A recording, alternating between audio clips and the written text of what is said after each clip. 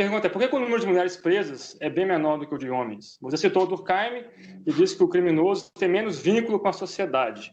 Então, eu queria que você explicasse melhor as ideias. Socialização, contexto social e estrutura socioeconômica, além da ideia de mulher ser menos vigiada e investigada pela justiça criminal. Então, aí tem duas questões. Tem uma questão que a sociologia e a criminologia nunca deram conta de responder, e acho que eu também não dou conta, que é por que as mulheres, em geral, cometem menos crimes, né? Ou seja, essa é uma questão clássica. E aí tem toda a teoria criminológica, quando a gente pensa principalmente a produção criminológica do século XX, ela é muito voltada na questão de por que é que os homens se tornam criminosos. E aí vem todas essas explicações relacionadas à ligação que os homens têm com instituições sociais clássicas, como escola, família, a influência dos grupos de amigos, né? Então são teorias que vão estar colocando muito a questão dos laços sociais, ou da força desses laços sociais, como uma explicação para tanto o comportamento que a gente chama de conformista, ou seja, o comportamento de respeito às regras, como para o comportamento desviante. Então, é porque eu tenho um grupo que desrespeita as regras e que vai me socializar nesse desrespeito, que vai me explicar um pouco como que isso funciona, ou porque eu tenho toda uma narrativa de por que eu não devo respeitar as regras, é que eu vou me envolver no crime. Essa é uma tradição importante, é uma tradição que vai florescer muito no século passado.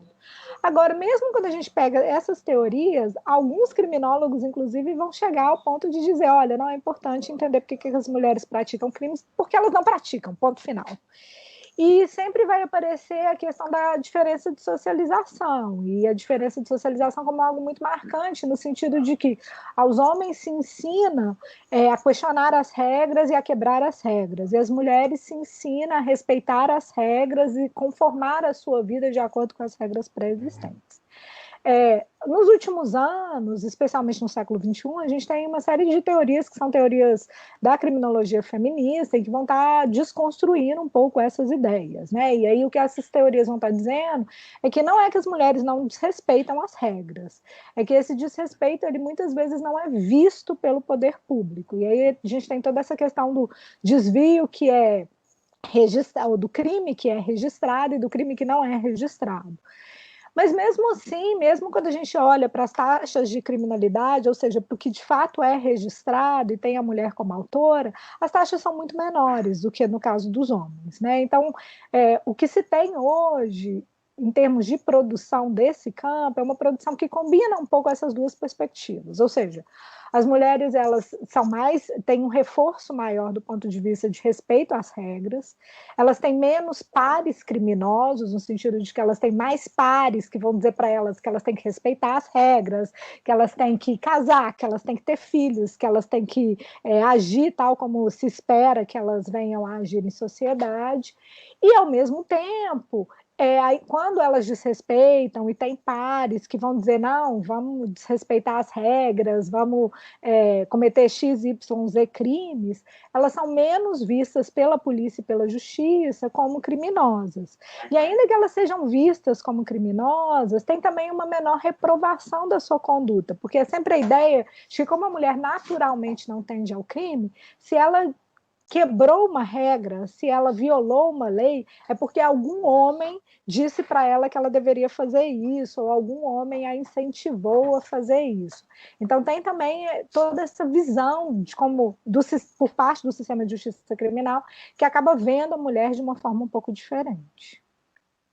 A própria diretora que você entrevistou disse, né, que a bebida, a droga, a prostituição, a influência de companheiros estimula a criminalidade feminina. Exatamente. Isso em 2003. Agora, né? Agora hoje, em 2019, 2020, o que a gente assiste é uma enorme quantidade de mulheres que são presas, sobretudo nas visitas às prisões, né? Então, toda a narrativa das revistas vexatórias, porque essas mulheres levam drogas para seus companheiros, né? Uma enorme vigilância delas, isso acaba virando uma profecia que se autocumpre. Ou mulheres que são presas em suas próprias casas, e nas suas casas, obviamente, tem algum tipo de droga, e aí sempre vai vir aquela narrativa. A gente prendeu essa mulher porque a gente prendeu o companheiro dela mês passado e a gente sabia que ela ia ocupar o lugar dele no crime. Então, de novo, é uma profecia que se autocumpre porque você tem um excesso de vigilância sobre essas mulheres que têm ligações com homens que têm trajetórias de cometimento de crime. E aí, de novo, se antes era o alcoolismo, a prostituição, hoje é o homem que força a mulher a entrar no tráfico de drogas ou a levar a droga para ele, porque é uma forma de garantir a sua sobrevivência. Então, é uma narrativa que continua ao longo desses 20 anos, tem algumas diferenças, tem algumas mudanças, uma ênfase cada vez maior no tráfico de drogas, mas ela permanece. Não, sim, pois é, no quantitativo que você estabeleceu nessa pesquisa, né, estava lá que 55% foram presas por tráfico, 29% contra o patrimônio. Aí eu entrei no site do DEPEN e essa estatística permanece praticamente a mesma, mas quase metade continua no tráfico, né? Aí eu pergunto, por que o tráfico é o crime mais praticado? Né? E uma coisa que eu senti falta nessa pesquisa, que eu até entrei em contato com a assessoria de comunicação da Secretaria de Segurança, é para perguntar a quantidade de droga apreendida em cada presa.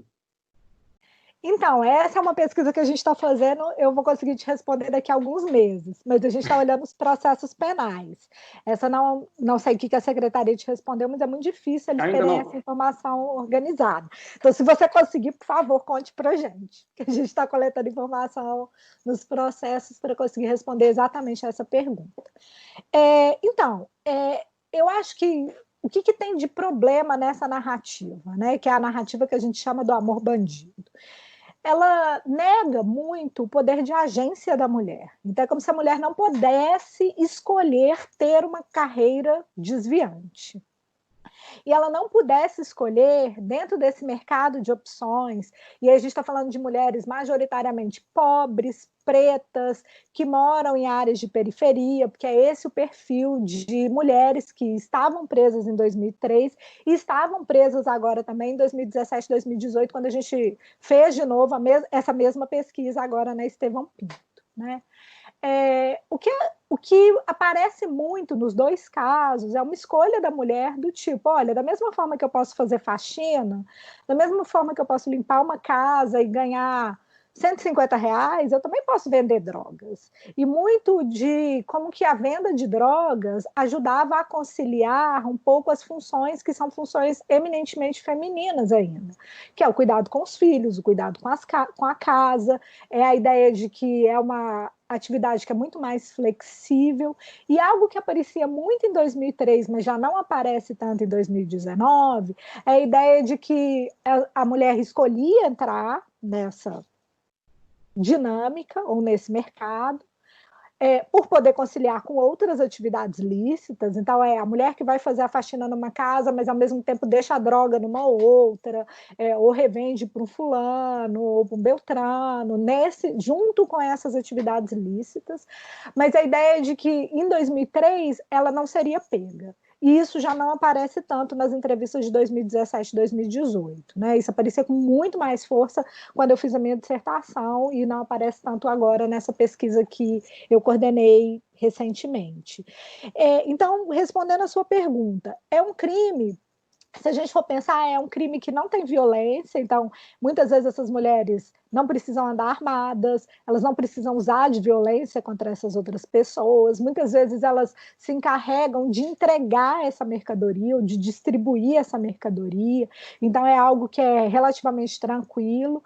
Caso seja necessário, você tenha uma proteção masculina, você pode acionar a proteção masculina, mas você não precisa se expor tanto, o que é muito mais difícil no caso do roubo, ou mesmo no caso do furto, em que você precisa se expor muito mais. E então essas são as maiores narrativas que a gente vê, a facilidade de conciliar essa atividade ilícita com uma atividade ilícita e a não necessidade de uso de armas ou de uso da violência para que esse crime possa acontecer.